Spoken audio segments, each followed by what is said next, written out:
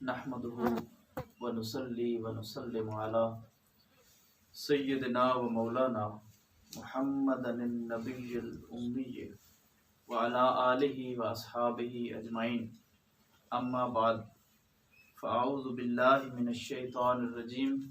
بسم الله الرحمن الرحيم. إنا أعطيناك الكوثر. صدق الله مولانا العظيم وبلغنا رسوله النبي الكريم الأمين. ان الله وملائكته يصلون على النبي يا أيها الذين آمنوا صلوا عليه وسلموا تسليما. اللهم صل على سيدنا ومولانا محمد وعلى آل سيدنا ومولانا محمد وبارك وسلم. الصلاة والسلام عليك يا سيدي يا رسول الله وعلى آلك وأصحابك يا سيدي يا حبيب الله. سامعین ذی وقار و ناظرین، 3 رمضان المبارک کی مناسبت سے آج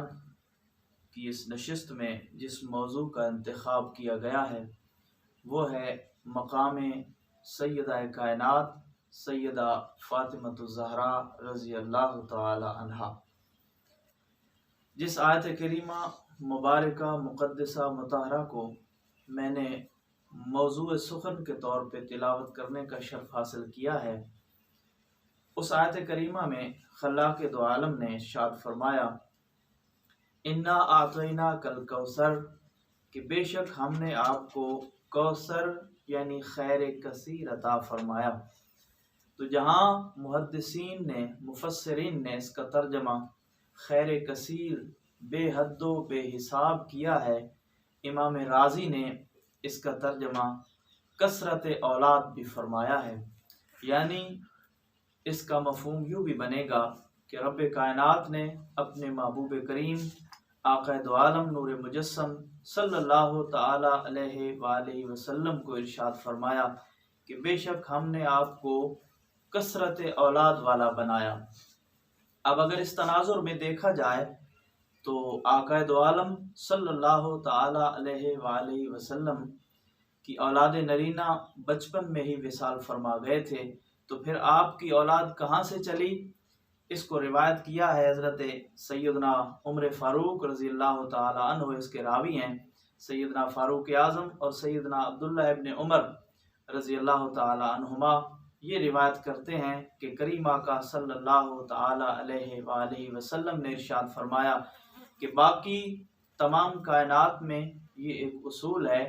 کہ لوگوں کی نسل ان کے باپوں سے چلتی ہے، لیکن میری نسل یعنی حضور نے ارشاد فرمایا کہ میری نسل بیٹوں سے نہیں بلکہ بیٹی سے چلے گی. تو گویا سرکار کائنات صلی اللہ تعالی علیہ وسلم کی جو نسل مبارک چلی وہ سیدہ طیبہ طاہرہ عابدہ زاہدہ راکعہ ساجدہ راضیہ مردیہ عالمہ فاضلہ سیدۃ نساء العالمین سیدہ فاطمۃ الزہراء رضی اللہ تعالی عنہا و سلام اللہ تعالی علیہا سے چلی. یہی وجہ ہے کہ تمام صحابہ کرام سیدہ کائنات کا ادب اور احترام بجا لایا کرتے تھے. حضرت سیدنا بلال حبشی رضی اللہ تعالی عنہ آپ کے بارے میں مروی ہے اور اس کو نقل کیا ہے مولانا روم رحمۃ اللہ تعالی علیہ نے کہ سیدنا بلال حبشی رضی اللہ تعالی عنہ آپ جب کام سے فارغ ہوتے تو آپ حضور سے اجازت لے کے چلے جاتے. ایک دن آپ اپنے کام سے جب فارغ ہوئے تو آپ نے سرکار کائنات صلی اللہ تعالی علیہ وآلہ وسلم سے اجازت چاہی اور ایک صحابی رسول حاضر دربار مصطفیٰ تھے. انہوں نے پوچھا کہ بلال حبشی کا اور کون سا ٹھکانہ ہے کہ حضور سے اجازت لے کے چلے جاتے ہیں؟ تو انہوں نے آقا کریم علیہ الصلوۃ والتسلیم سے یہ سوال کر لیا، کیونکہ بعض اوقات کچھ طبیعتیں ایسی ہوتی ہیں کہ جنہیں جب تک پریکٹیکلی سامنے نظر نہ آئے اس وقت تک انہیں یقین کامل نہیں ہوتا. صحابی رسول نے عرض کیا یا رسول اللہ یہ بلال کہاں چلے جاتے ہیں اجازت لے کر؟ تو سیدنا بلال حبشی جب جانے لگے تو حضور نے فرمایا کہ مجھ سے پوچھنے کی بجائے پتہ کر لو کہ بلال کہاں جاتے ہیں. صحابی رسول بتاتے ہیں کہ میں اٹھ کے سیدنا بلال پاک کے پیچھے چل پڑا۔ تو میں نے کیا دیکھا کہ سیدنا بلال حبشی رضی اللہ تعالی عنہ آپ نے وہاں سے اٹھ کر سیدھا رخ کیا کاشانہ سیدہ کائنات کا، اور جب وہاں پہ پہنچ گئے تو وہ صحابی رسول جب واپس لوٹے، حضور نے پوچھا تو انہوں نے عرض کیا کہ وہ تو سیدہ کائنات کے گھر چلے گئے۔ تو آقا کریم صلی اللہ تعالی علیہ وآلہ وسلم نے ارشاد فرمایا کہ بلال کو بات کی سمجھ آ گئی ہے، چونکہ بلال جانتے ہیں کہ فاطمہ میرے جگر کا ٹکڑا ہے، فاطمہ میرے جسم کا حصہ ہے، جو فاطمہ کو راضی کرے گا وہ مجھے راضی کرے گا، جو فاطمہ کو ناراض کرے گا وہ مجھے ناراض کرے گا۔ تو سامعین ذی وقار و ناظرین ذی احتشام، حضرت ابو سفیان کے بارے میں آتا ہے کہ بچپن میں سیدہ طیبہ طاہرہ سیدہ فاطمہ الزہرا سلام اللہ تعالی علیہا آپ گھر میں تشریف فرما تھیں۔ تو ایک دن ابو جہل آیا اور اس نے کچھ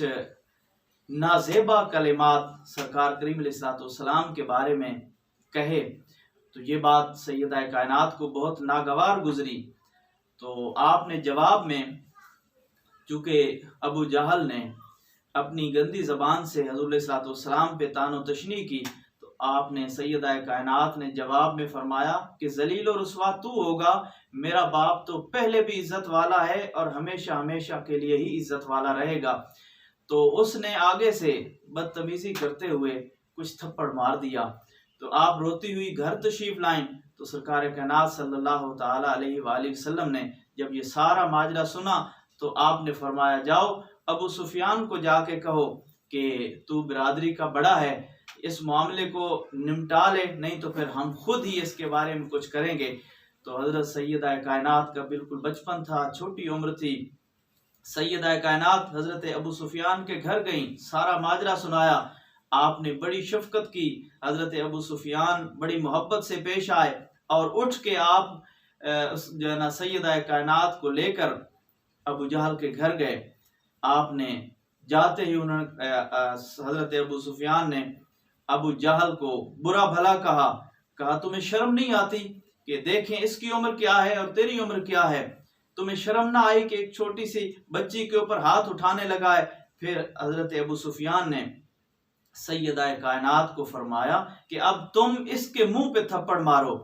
تو قربان جائیں اس تربیت کے اوپر کہ جو کریم آقا صلی اللہ تعالی علیہ وآلہ وسلم نے فرمائی تھی۔ سیدہ کائنات نے فرمایا کہ اے ابو سفیان، مجھے تو میرے بابا نے درگزر کرنا اور معاف کرنا سکھایا ہے، میں کیسے ایک بڑے کے منہ کے اوپر تھپڑ ماروں؟ لیکن حضرت ابو سفیان نے ہاتھ سے پکڑ کے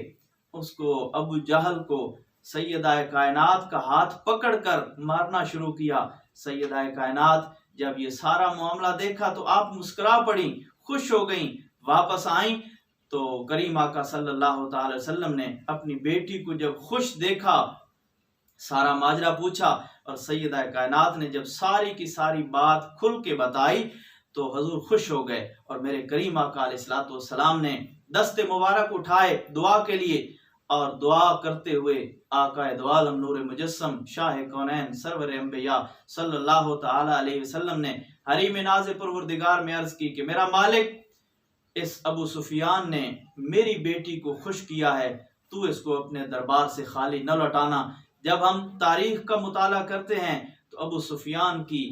ساری بنیادی زندگی اسلام کی دشمنی میں گزری ہے، لیکن آخر کیا وجہ تھی کہ ابو سفیان کے ساتھ رہنے والے عتبہ شیبہ سارے کے سارے دشمنان اسلام مارے گئے، لیکن ابو سفیان کو ہدایت نصیب ہوئی؟ تو آخر کیا وجہ ہے؟ صرف اور صرف اس کی یہی وجہ سامنے آتی ہے کہ انہوں نے بچپن میں سیدہ کائنات کو خوش کیا تھا، اور سیدہ کائنات کی خوشی میں چونکہ مصطفیٰ کی خوشی ہے، اور مصطفیٰ کی خوشی میں چونکہ خدا کی خوشی ہے، اس لیے سیدہ کائنات کی اس خوشی کے سبب سے اللہ جل مجدہ الکریم نے ابو سفیان کو نعمت ایمان اور دولت اسلام نصیب فرمائی، ورنہ وہ کون سا ایسا معرکہ تھا، کون سا ایسا معاملہ تھا جس میں ابو سفیان نے اسلام کی مخالفت نہ کی ہو۔ لیکن آخر پہ آ کے اللہ کے محبوب علیہ السلام کی اس دعا کا ثمر یوں ظاہر ہوا کہ حضرت ابو سفیان دولت ایمان اور دولت اسلام سے بہرہ ہوئے۔ تو برادران ذی احتشام، یہ وہ نفس قدسیہ ہیں، یہ وہ ذات والا صفات ہیں کہ ہر بیٹی اپنے باپ کے لیے رحمت ہوتی ہے، لیکن یہ کیسی بیٹی ہے جو اس باپ کے لیے رحمت جو خود رحمت للعالمین ہے۔ ہر ماں اپنے بیٹوں کے لیے یہ مقام اور مرتبہ رکھتی ہے کہ ہر بیٹے کے جو جنت ہے وہ اس کی ماں کے قدموں میں رکھی گئی ہے، لیکن یہ کیسی ماں ہے سیدہ طیبہ طاہرہ کہ جو ان بیٹوں کی جنت ہے جو خود جنتی جوانوں کے سردار ہیں۔ یہ وہ ذات والا صفات ہے۔ حضرت اقبال نے بڑے خوبصورت پیرائے میں فرمایا تھا کہ مریم از یک نسبت عیسیٰ عزیز، کہ حضرت مریم ان کو ایک نسبت ہے کہ وہ عیسیٰ علیہ السلام کی ماں ہیں، لیکن یہ وہ ذات ہیں سیدہ کائنات جنہیں 3 نسبتوں سے عزت و احترام اور مقام و مرتبہ نصیب ہے کہ آپ حضور علیہ السلام رحمت للعالمین کی بیٹی ہیں، آپ تاجدار حل عطا مولا مشکل کشا علی المرتضیٰ کی گھر والی ہیں، اور قافلہ سالار عشق مرکز پرکار محبت حسنین کریمین کی آپ والدہ محترمہ ہیں۔ اس لیے یہ سیدہ طیبہ طاہرہ کو یہ مقام، یہ مرتبہ، یہ عزت، یہ شان نصیب ہے کہ آپ رحمت للعالمین کی بیٹی، آپ امام الاولیاء مولا کائنات علی المرتضیٰ کی گھر والی اور حسنین کریمین کی والدہ محترمہ ہیں۔ اب آئیے دیکھتے ہیں ان گوہر ہائے نایاب کو، ان درہائے مقدسہ کو، یعنی سرکار دو عالم صلی اللہ تعالی علیہ وآلہ وسلم کی زبان مبارک سے نکلنے والی حسین حسین باتوں کو کہ جن سے سیدہ طیبہ طاہرہ عابدہ زاہدہ سیدہ فاطمہ الزہرا رضی اللہ تعالی عنہا وسلام اللہ تعالی علیہا آپ کا مقام و مرتبہ ظاہر ہوتا ہے۔ یہ حدیث پاک جو میں خدمت میں عرض کرنے لگا ہوں، اس کو امام ترمذی اور امام نسائی نے نقل فرمایا ہے، اور امام حاکم نے بھی اس کو روایت کیا ہے۔ ان ابن بریدہ ان ابیہ قال کان احب النساء الى رسول اللہ صلی اللہ تعالی علیہ وسلم فاطمہ ومن الرجال علی۔ حضرت بریدہ رضی اللہ تعالی عنہ سے روایت ہے کہ حضور نبی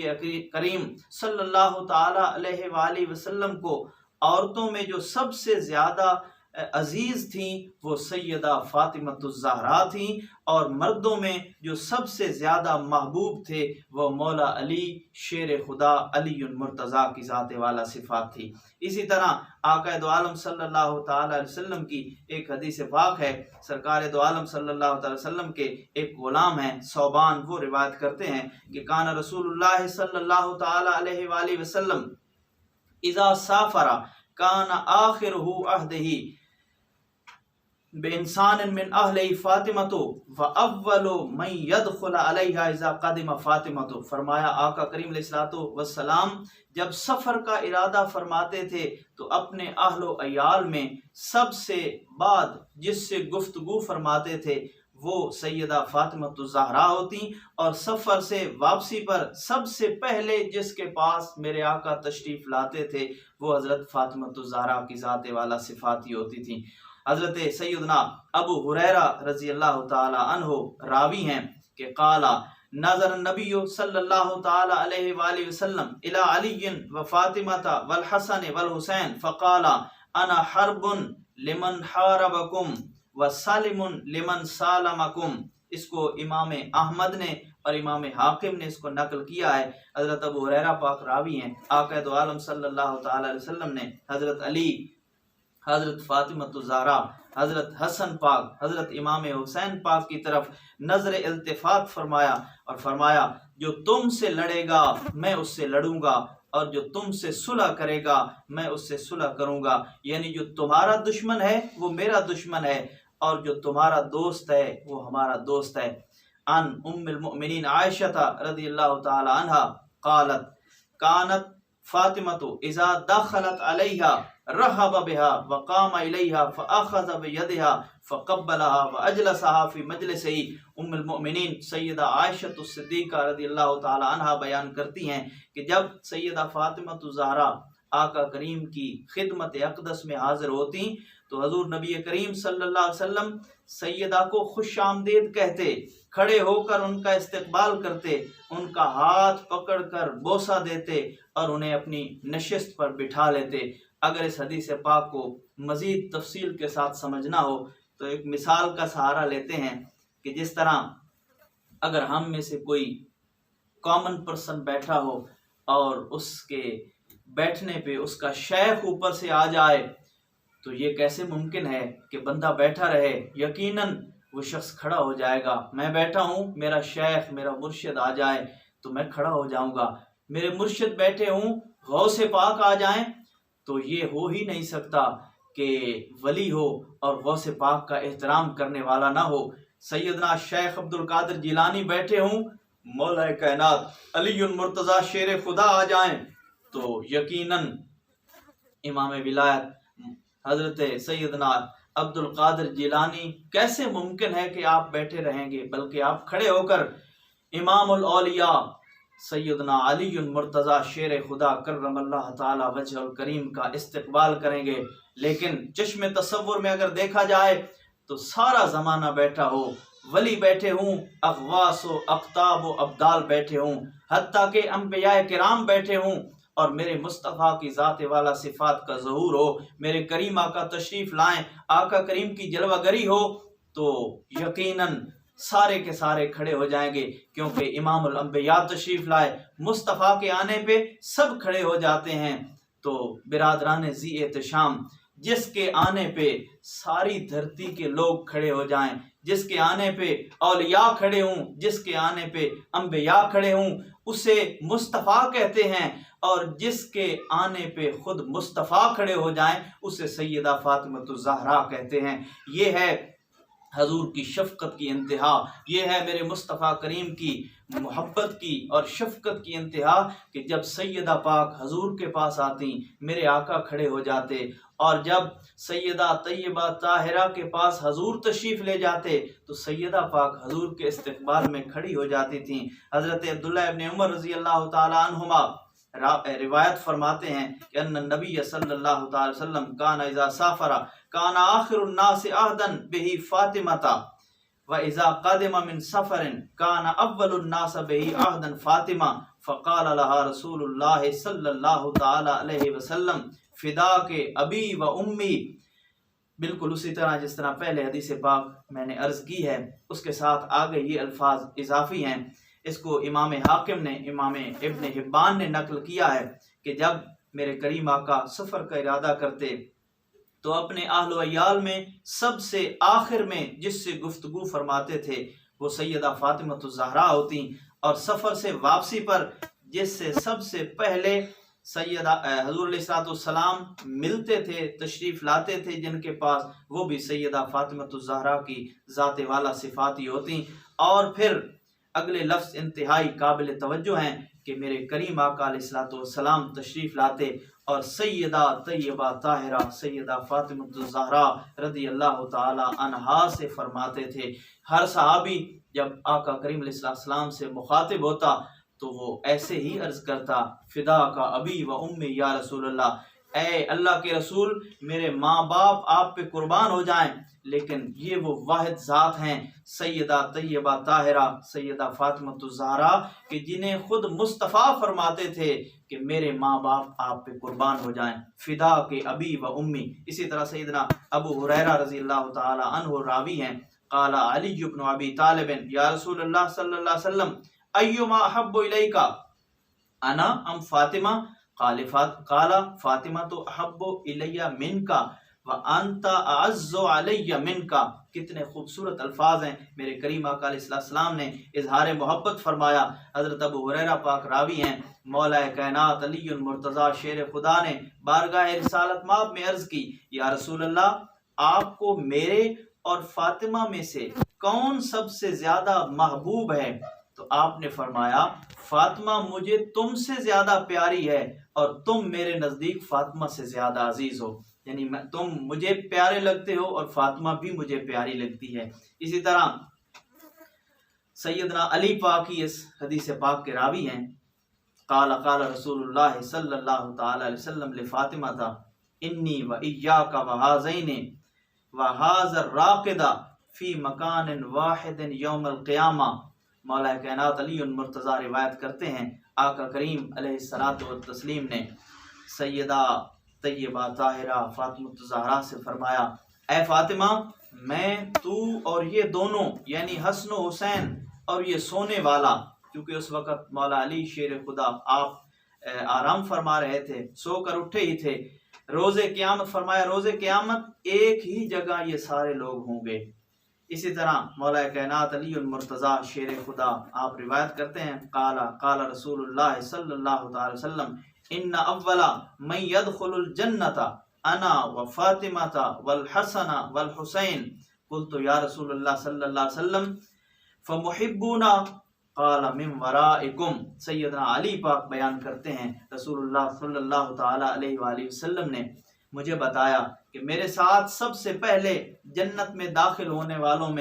میں فاطمہ، حسن اور حسین ہوں گے۔ میں نے عرض کیا یا رسول اللہ صلی اللہ تعالی وسلم ہم سے محبت کرنے والے کہاں ہوں گے؟ آپ صلی اللہ تعالی علیہ وآلہ وسلم نے فرمایا تمہارے پیچھے ہوں گے، یعنی جو بھی اہل بیت رسول سے محبت کرنے والا ہے، جو بھی آقا کریم علیہ الصلوۃ والسلام کی آل سے پیار اور محبت کا دم بھرنے والا ہے، اس کو میرے کریم آقا علیہ الصلوۃ والسلام گویا کہ سرٹیفکیٹ دے رہے ہیں کریم آقا کہ جہاں ہم ہوں گے وہاں ہی ہم سے محبت کرنے والے ہوں گے۔ عن ابی ایوب الانصاری اذا کان یوم القیامت نادى مناد من بطنان العرش یا اہل الجمع نکسوا رؤوسکم وغضوا ابصارکم حتی تمر فاطمۃ بنت محمد صلی اللہ تعالی علیہ وسلم علی الصراط فتمروا معها 70,000 جاریۃ من الحور العین کالبرق اللامع۔ حضرت ابو ایوب انصاری رضی اللہ تعالی عنہ سے روایت ہے کہ روز قیامت عرش کی گہرائیوں سے ایک ندا دینے والا آواز دے گا، اے اہل معاشر، اے معاشر والو، اپنے سروں کو جھکا لو اور اپنی نگاہیں نیچی کر لو تاکہ فاطمہ بنت محمد پل صراط سے گزر جائیں صلی اللہ تعالی علیہ وآلہ وسلم۔ پس آپ گزر جائیں گی اور آپ کے ساتھ حور عین میں سے چمکتی بجلیوں کی طرح 70,000 خادمائیں ہوں گی۔ اس حدیث پاک کو محب طبری نے روایت کیا ہے۔ اسی طرح ایک حدیث پاک جس کو محب طبری نے ہی نقل کیا ہے، مولا کائنات علی المرتضیٰ شیر خدا آپ سے مروی ہے قال قال رسول اللہ صلی اللہ تعالی علیہ وسلم تحشر ابنتی فاطمۃ یوم القیامت وعلیہا حلۃ الکرامت قد اجبت بماء الحیوان فتنظر الیہ الخلائق فیتعجبون منها ثم تکسا حلۃ من حلل الجنہ علی 1000 حلۃ مکتوبۃ بخط اخضر ادخلوا ابنۃ محمد صلی اللہ تعالی وسلم الجنۃ علی احسن صورۃ و اکمل ہیبۃ و اتم کرامۃ و اوفر حظ فتزف الی الجنۃ کالعروف حولها 70,000 جاریۃ او کما قال۔ حضرت مولا کائنات علی المرتضیٰ آپ روایت کرتے ہیں کہ رسول اللہ صلی اللہ تعالی علیہ وآلہ وسلم نے فرمایا میری بیٹی سیدہ فاطمہ قیامت کے دن اس طرح اٹھے گی کہ اس پر عزت کا جوڑا ہوگا جسے آب حیات سے دھویا گیا ہے، ساری مخلوق اسے دیکھ کر دنگ رہ جائے گی، پھر اسے جنت کا لباس پہنایا جائے گا جس کا ہر حلہ 1000 حلوں پر مشتمل ہوگا، ہر ایک پر سبز خط سے لکھا ہوگا کہ محمد کی بیٹی کو احسن صورت، اکمل ہیبت، تمام تر کرامت اور بے پناہ عزت و احترام سے جنت میں لے جاؤ۔ پس آپ کو دلہن کی طرح سجا کر 70,000 حوروں کے جھرمٹ میں جنت کی طرف لایا جائے گا۔ یہی وجہ ہے کہ کریم آقا صلی اللہ تعالی علیہ وآلہ وسلم نے فرمایا فاطمہ تو بضعۃ منی، کہ فاطمہ میرے جسم کا ٹکڑا ہے، جسم کا حصہ ہے، فمن اغضبها فقد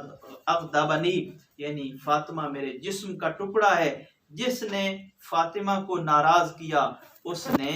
مجھے ناراض کیا۔ برادران ذی احتشام، بالخصوص آج کے دور میں ضرورت ہے اس بات کی کہ سیدہ طیبہ طاہرہ عابدہ زاہدہ آپ کے اسوہ مبارک کو معاشرے کے اندر عام کیا جائے، تاکہ دور حاضر میں ہماری مائیں، بہنیں، بیٹیاں جن کے ہاتھوں میں ناول تھمائے جاتے ہیں، ان کے ہاتھوں میں سیدہ طیبہ طاہرہ سیدہ فاطمۃ الزہرا کی سیرت والی کتابوں کو تھمایا جائے۔ اگر یہ کیفیت ہو، اگر ان ہستیاں اور ان نفوس قدسیہ کی سیرت اگر گھروں کی زینت بنائی جائے، ماؤں، بہنوں اور بیٹیوں تک پہنچائی جائے، تو پھر میرا جسم میری مرضی والا عنصر کبھی بھی غالب نہیں آ سکتا، کیونکہ سیدہ طیبہ طاہرہ آپ کے بارے میں ہی منقول ہے کہ ایک دفعہ سرکار کائنات صلی اللہ تعالی علیہ وسلم نے اپنے صحابہ کرام سے پردہ کے بارے میں پوچھا کہ آپ بتائیں عورت کا پردہ کس حد تک ہے۔ ہر صحابی نے اپنی اپنی رائے دی۔ علی المرتضیٰ شیر خدا کرم اللہ وجہ الکریم، آپ نے بھی یہ سوال سماعت کیا۔ آپ گھر تشریف لائے، سیدہ کائنات کو حضور علیہ الصلوۃ والتسلیم کا یہ مبارک سوال آپ کے گوش گزار کیا اور یہ پوچھا کہ آپ کا اس کے بارے میں کیا خیال ہے۔ تو سیدہ کائنات نے فرمایا کہ عورت کا خوبصورت اور بہترین پردہ یہ ہے کہ عورت مرد کو نہ دیکھے، یعنی غیر محرم مرد کو نہ دیکھے، اور غیر محرم مرد کسی عورت کو نہ دیکھے۔ حضرات ذی وقار، اگر دیکھا جائے تو یہ وہ ذات والا صفات ہے جس نے زندگی کے ہر پہلو میں ایک کامل نمونہ اور کامل مثال ہماری ماؤں، بہنوں اور بیٹیوں کے لیے چھوڑا ہے۔ اگر دیکھا جائے گھر کے کام کاج میں تو سیدہ کائنات آپ اتنا کام کرتی کہ آپ کے مبارک ہاتھوں کے اوپر چھالے پڑ جاتے تھے۔ خود ہی اپنے شوہر ذی وقار مولا کائنات علی المرتضیٰ کی خدمت کرنا، حسنین کریمین کی تربیت کرنا، ان کے ہر آرام کا خیال بھی رکھنا، اور پھر ساتھ ساتھ عبادت، ریاضت، زہد و تقوی و ورع کی یہ کیفیت ہے کہ ساری رات مصلے کے اوپر گزار دیتی ہیں، اور جب فجر کے وقت مؤذن اذان کہتا ہے تو اللہ کی حریم ناز میں رب کی یہ بندی بس یہی عرض کر رہی ہوتی ہے کہ میرا مالک کوئی تو ایک رات ایسی بنا دے کہ جس رات میں تیری بندی کی نماز ہی مکمل ہو جائے، تیری بندی کا ایک سجدہ ہی پورا ہو جائے، میرے دور نوافل مکمل نہیں ہوتے کہ تیری رات جو ہے نا ختم ہو جاتی ہے۔ اس لیے آج ہماری ماؤں، بہنوں، بیٹیوں کو یہ سمجھنے کی ضرورت ہے جو یہ کہتی ہیں کہ ہمیں گھر کے کام کاج بھی کرنا ہوتے ہیں، ہمیں اپنے بچوں کو بھی سنبھالنا ہوتا ہے، ہم جو ہے نا بچوں سے فارغ نہیں ہوتی تو نماز کیسے پڑھ لیں۔ آؤ دیکھیں سیدہ کائنات کے اسوہ کو، آؤ دیکھیں آپ کی سیرت اور آپ کے حسین کردار کو کہ کس طرح آپ سارے کے سارے معاملات بھی انجام دیتی تھیں، اور ساتھ ساتھ اللہ کی بارگاہ میں سجدہ ریزیوں سے بھی کبھی غفلت نہیں ہوئی تھی۔ ایک مرتبہ ایسا ہوا کہ سیدہ کائنات جب اس طرح کے کام کاج کرتے ہوئے بہت زیادہ تھک گئیں، آپ کے مبارک ہاتھوں کے اوپر چھالے جب مولا کائنات نے ملاحظہ کیے تو شیر خدا علی المرتضیٰ کرم اللہ وجہ الکریم آپ نے مشورہ دیا کہ آپ حضور کی بارگاہ میں حاضر خدمت ہوں اور جا کے حضور سے عرض کریں، کیونکہ اس وقت حضور کی بارگاہ میں بہت سی لونڈیاں اور بہت سے خادم نوکر آئے ہیں، تو حضور مہربانی فرمائیں گے اور عطا فرمائیں گے۔ تو سیدہ طیبہ طاہرہ آپ نے بات مان کے آپ حضور کی بارگاہ میں حاضر ہوئیں۔ حضور کی خدمت سراپا عظمت میں جب حاضر ہوئیں تو شرم کی وجہ سے کچھ کہہ نہ سکی، واپس لوٹ آئیں۔ مولا کائنات نے جب دیکھا کہ آپ خالی لوٹی ہیں، حالانکہ حضور کے دربار سے تو کبھی کوئی خالی لوٹا ہی نہیں ہے، آپ نے اس کیفیت کو بھانپ کے آپ نے خود فرمایا کہ لگتا ہے آپ نے حضور کی بارگاہ میں عرض ہی نہیں کی، میں ہی آپ کی طرف سے جاتا ہوں اور وکالت کرتا ہوں حضور کی بارگاہ میں۔ دونوں مل کے حضور کی خدمت میں گئے۔ سرکار نے پوچھا کہ پہلے بھی آئے تھے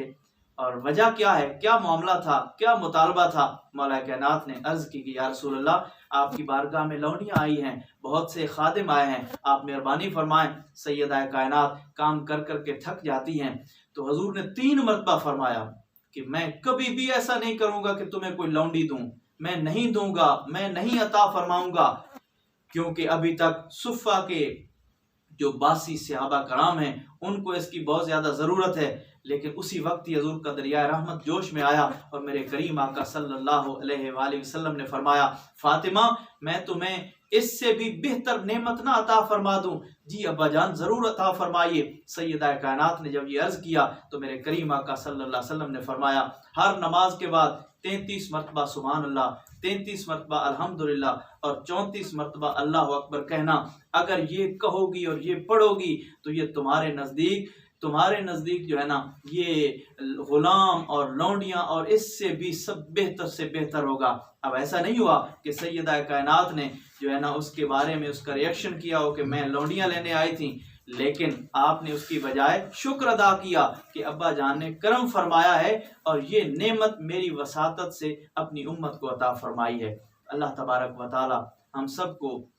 ہماری ماؤں بہنوں بیٹیوں کو سیدہ کائنات کی سیرت و کردار کے اوپر عمل پیرا ہونے کی توفیق و سعادت مرحمت فرمائے۔ وما علیہ الا البلاغ۔